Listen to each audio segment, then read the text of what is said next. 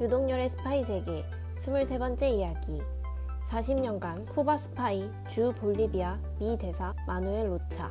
지난해 12월 4일 미국 법무부는 백악관 국가안전보장회의 NSC 중남미 국장과 볼리비아 대사 등을 역임한 중남미 전문 외교관 출신의 빅토르 마누엘 로차를 40년간 쿠바 스파이로 활동한 혐의로 기소했다.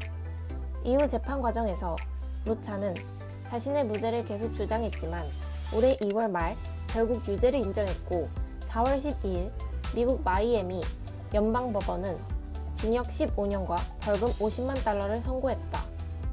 메릭 갈랜드 미국 법무장관은 이 사건은 외국 정보 요원이 미국 정부에 침투해 가장 광범위하게 오랫동안 스파이 활동을 한 사건 중 하나라고 평가했다.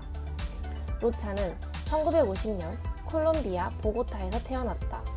10살 때 아버지가 사망한 후 어머니와 함께 뉴욕으로 이주해 할렘가에서 어렵게 자랐다.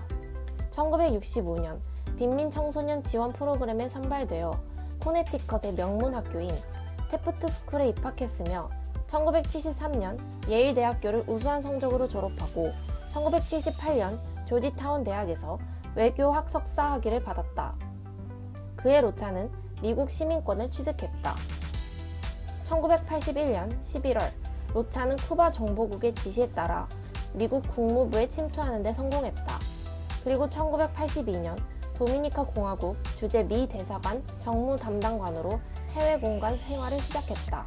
이후 온두라스 주재 미 대사관의 정치 군사 담당관, 멕시코 주재 미 대사관 서기관, 도미니카 공화국 주재 미 대사관 부대사, 쿠바 주재 미국 이익 대표부 부대표, 아르헨티나 주재 미 대사관 부대사 등으로 근무한 경력에서 보듯이 미국 최고 중남미 전문 외교관이었다.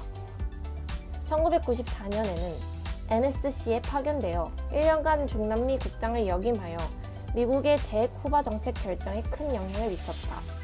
클린턴 행정부에서는 볼리비아 주재 미국 대사까지 올랐다. 그의 승승장구에 쿠바 정보국은 환호했다. 이 기간 동안 미국의 쿠바 정책 등 중남미 국가에 대한 핵심 기밀 정보가 줄줄이 쿠바 정보국으로 넘어갔다. 유출된 비밀 내역을 공개 기속장에서는 적시하지 않았지만 쿠바 정권에 대한 미국의 평가, 인물 정보, 미국의 대쿠바 비밀 작전 정보, 쿠바 관련 전 세계의 외교 보고서 등일 것으로 추정된다. 로차는 퇴직 후에도 외교관계협의회 정회원, 마이애미 대학의 쿠바 지원 프로젝트 자문위원, 미중 부군 사령관의 특별 고문 등으로 활동하며 수집한 각종 기밀 정보를 쿠바에 제공했다. 기소장에 따르면 로차는 자신의 비밀 임무를 유지하기 위해 계속해서 미국에 허위 정보를 제공했다. 또한 2017년 쿠바 요원들과 접선하기 위해 도미니카 공화국과 파나마를 거쳐 쿠바에 들어갔는데 미국 당국의 추적을 피하기 위해 도미니카 공화국 국적과 여권까지 발급받아 사용한 것으로 드러났다. 로차가 쿠바에 포섭된 시점은 예일대를 졸업하고 1975년 칠레 여행을 갔을 때로 파악되었다. 현지에서 쿠바 정보국의 좋은 친구가 되었다고 기소장에 적혀있다. 이때부터 2023년 12월 1일 마이애미 자택에서 체포될 때까지 그중 40년간 쿠바 정보국의 비밀 요원으로 암약한 것이다. 로차에 대한 수사는 FBI에 그의 스파이 활동에 대한 제보가 들어왔을 때 시작되었으니 2022년 11월 이전으로 보인다. 제보 평가 후 신빙성이 높다고 판단한 FBI는 로차의 비밀 활동을 역추적하는 한편 비밀 잠복 요원을 쿠바 정보국 요원으로 위장시켜 그에게 접근시켰다. 이때가 2022년 11월 15일이다. FBI 잠복 요원은 세계 최대 규모의 비밀 모바일 메신저인 왓츠앱을 통해 로차에게 접선 메시지를 보냈다. 직후 전화통화에서 나는 당신이 칠레에 있을 때부터 우리의 좋은 친구였다는 것을 알고 있습니다. 고 말하자 로차는 이를 신뢰하고 바로 다음날 만나자고 했다. FBI 잠복 요원은 자신을 쿠바 정보국에서 파견한 새로운 마이애미의 비밀 대표자이며 연락책이라고 밝히고 대화를 이어갔다.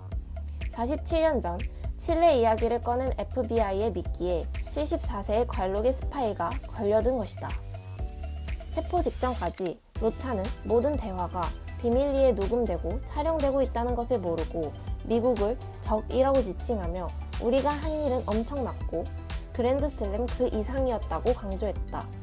또한 40년 동안 쿠바를 위해 정보 활동을 한 행위를 자랑스러워하며 나의 최우선 관심사는 워싱턴 측에서 지도부의 생명이나 혁명 자체를 위험에 빠뜨리는 행동을 하는 것이라고 말했다. 그는 쿠바 정보국의 지시에 따라 은퇴 후 평범한 삶을 살았고 자신의 활동을 은폐하기 위해 우익을 위한 활동을 했다고 했다. 이는 그가 도널드 트럼프 전 대통령의 중남미 문제 최측근으로 활동하며 강경책을 자문한 사실을 의미하는 것으로 보인다. 로차가 재판 과정에서 내내 무죄를 주장하다 유죄를 인정한 것은 연방 검찰 측이 제안한 유죄 협상을 받아들여 형량을 줄이기 위해서였던 것으로 보인다. 연방 검찰로서도 수년이 소요될지도 모르는 재판 과정에서 유죄를 입증하기 위해 국가안보와 외교와 관련된 비밀 정보 내역을 법정에서 낱낱이 공개해야 하는 부담을 감안한 것이었다. 이른바 기밀 손상 평가 차원에서 유죄 협상을 제안할 수밖에 없었을 것이다. 그러다 보니 40년 암약한 스파이에게 너무 관대한 처벌이 내려졌다는 비판도 있었다. 이 사건은 세계 최고 수준을 자랑한다는 미국 방첩 활동이 사실상 실패한 사례로 평가된다. 제임스 올슨 전 CIA 방첩국장은 BBC와의 인터뷰에서 이 사건은 쿠바 정보국이 수십 년 동안 어떻게 미국을 이겼는지를 상징적으로 보여준다고 말했다. 이러한 내부자에 의한 스파이 사건에도 스파이 세계는 영역이나 시간, 장소에 제한 없이 정교하게 가동되고 있다. 이상은 자유민주연구원의 유현주였습니다. 감사합니다.